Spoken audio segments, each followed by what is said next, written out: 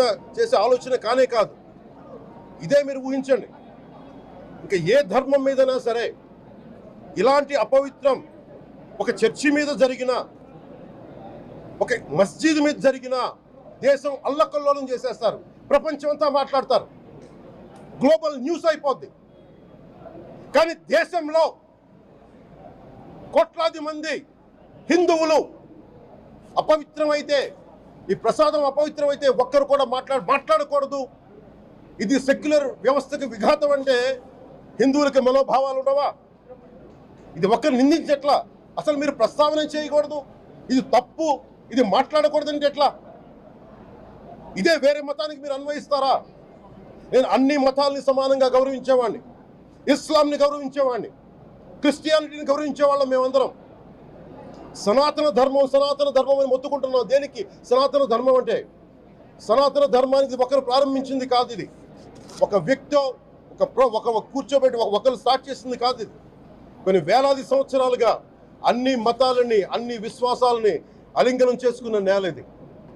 అలాంటి విశ్వాసాలకి దగ్గర తీసుకున్న ఈ నేల మీద ఇలాంటి అపవిత్రం జరిగితే, రిపీటెడ్గా జరిగితే, ఒకసారి కాదు, 2 సార్లు కాదు, రిపీటెడ్గా జరిగితే ఇప్పుడు కూడా మాట్లాడకూడదంటే అది తప్పు చేసిన వాళ్ళం అవుతాం మేము.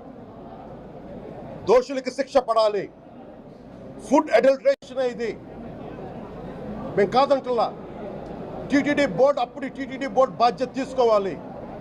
పొలిటికల్గా వచ్చి అలంకారప్రాయంగా ఒక్కొక్కళ్ళు వచ్చేసి దర్శనాలకి టికెట్లు ఇవ్వడానికి మీరు బోర్డు మెంబర్స్ అవ్వలేదు. మీరు ఎవరు చైర్మన్ కానీ ఈవో కానీ, మీరు అక్కడ ధర్మాన్ని పరిరక్షించాలి. మీరు అక్కడ మీ ఇష్టాలకి మీరు కూర్చోబెట్టి మీ ఇష్టాలకి కాంట్రాక్ట్లు ఇచ్చుకోవడానికి మీరు టీటీడీ బోర్డుకి మీరు వెళ్ళలేదు. మీరందరూ, మీ అందరికీ బాధ్యత ఉంది.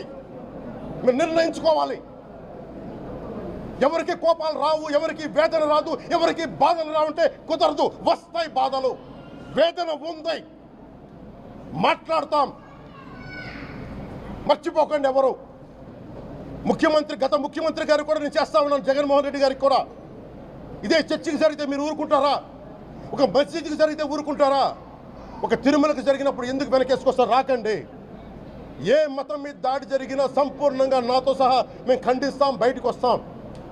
ఇస్లాం మీద దాడి జరిగితే మేము మాట్లాడతాం, క్రిస్టియానిటీ మీద దాడి జరిగితే మేము మాట్లాడతాం, హిందూ ధర్మం మీద, సనాతన ధర్మం మీద దాడి జరిగితే కూడా నేను మాట్లాడతాను. ఇది మొదటిసారి కాదు, మేమందరం మాట్లాడతాం. ఇది ప్రాథమిక హక్కు. ఇది పరస్పర విశ్వాసాలను గౌరవించుకోవడం చాలా చాలా అవసరం. ఇది అందరికీ తెలియజేస్తున్నాను. ఇది దోషులకి కఠిన శిక్ష పడాలి. అలాగే ముఖ్యమంత్రి గారికి కూడా నేను తెలియజేసుకున్నాను, చంద్రబాబు నాయుడు గారికి కూడా క్యాబినెట్ మీటింగ్ జరగాలి, అసెంబ్లీలో చర్చ జరగాలి. అసలు టీటీడీ ట్రస్ట్లో ఎన్ని అవకతవకలు జరిగినాయి, దీని మీద కూలంకషంగా దీని మీద చర్చలు జరగాలి. అలాగే నిన్న అందరూ మీడియా పెద్దలు కూడా అడుగుతూ ఉన్నారు, అధిపతులు, పత్రికాధిపతులు కూడా అడుగుతూ ఉన్నారు, మీడియా వారు కూడా అడుగుతున్నారు, దీన్ని సిబిఐకి తీసుకెళ్లాలా లేదా అనేది. అది గౌరవ ముఖ్యమంత్రి గారు నిర్ణయం తీసుకోమని. మీరు ఏ నిర్ణయం తీసుకున్నా క్యాబినెట్ మీ వెనకాల ఉంటుంది, ప్రజలు మీ వెనకే ఉంటారు. ఇది ఇక్కడితో ఆగాలని మనస్ఫూర్తిగా నేను కోరుకుంటున్నాను. అలాగే 40 సంవత్సరాలుగా కర్ణాటకలోని గీ కంపెనీకి ఇస్తూ ఉన్నారు. 15,000 కేజీలు అవసరం అవుతుంది నెయ్యి, మనకి స్వచ్ఛమైన నెయ్యి. అలాంటిది వీళ్ళు 1000 రూపాయలు కొన్నదాన్ని వీళ్ళు 360 రూపాయలకే వస్తుందని చెప్పి ఎవరో మిడిల్ మ్యాన్ వచ్చి చెప్పారు. ఆ మిడిల్ మ్యాన్ ఎవరు? దీని మీద సంతకం పెట్టింది ఎవరు? మీరు 1,00,000 లడ్డూలు మీరు అయోధ్యగా పంపించినప్పుడు మాట్లాడింది ఎవరు?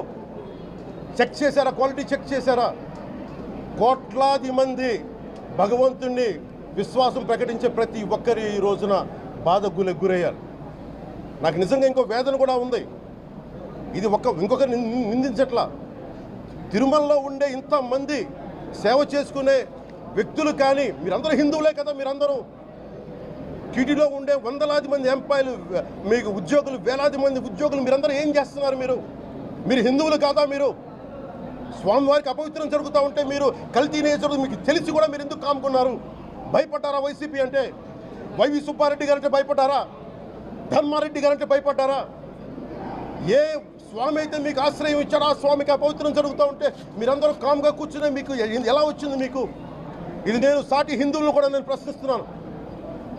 మీరు కూడా తప్పు చేశారు దీంట్లో. ఇది ముందుగా ప్రతి హిందువు గౌరవించాల్సింది దీన్ని. మీ మతాన్ని మీరు గౌరవించుకోండి ఫస్ట్. ప్రతి హిందూ నేర్చుకోవాలి ఇది. ప్రతి హిందూ ఆత్మపరిశీలన చేసుకోవాలి. మీరు బయటికి రావాలి. తప్పు జరుగుతూ ఉంటే కూర్చొని చేతులు కట్టుకొని మనకెందుకులే అంటే ఇలాగే ఉంటాయి. ఇది మారాలి. ఇది అందుకు నేను కూడా దీంట్లో భాగమే. కాబట్టి నిజంగా నాకు ఇన్ని సమస్యలు చెప్పారు ఇన్ని సంవత్సరాలుగా. వైసీపీ మీద పోరాటాలు చేస్తున్నారు. రోడ్లు బాగలేదంటే మాట్లాడాం, రైతుకి సమస్యలు వస్తే మాట్లాడాం, గుడులు అపవిత్రం చేస్తుంటే మాట్లాడాం. కానీ ఏ ఒక్కరు కూడా బలంగా కూర్చొని టీటీడీ ఉద్యోగులు ఎవరైనా సరే ఇలా జరుగుతుంది అని తెలిసి కూడా కామ్కున్నారంటే మీరు మహా అపరాధం చేశారు. ఆ మహా అపరాధానికి నేను కూడా నాకు సంబంధం లేకపోయినా ఈరోజు నేను ప్రాయశ్చిత దీక్ష మొదలుపెట్టాను. ఈరోజు 11 రోజులు స్వామివారికి నేను క్షమాపణలు కోరుకుంటూ దీక్ష తీసుకుంటున్నాను. ఇది మారాలి, భవిష్యత్తు ఇలా ఉండకూడదు అని కోరుకుంటూ సెలవు తీసుకున్నాను.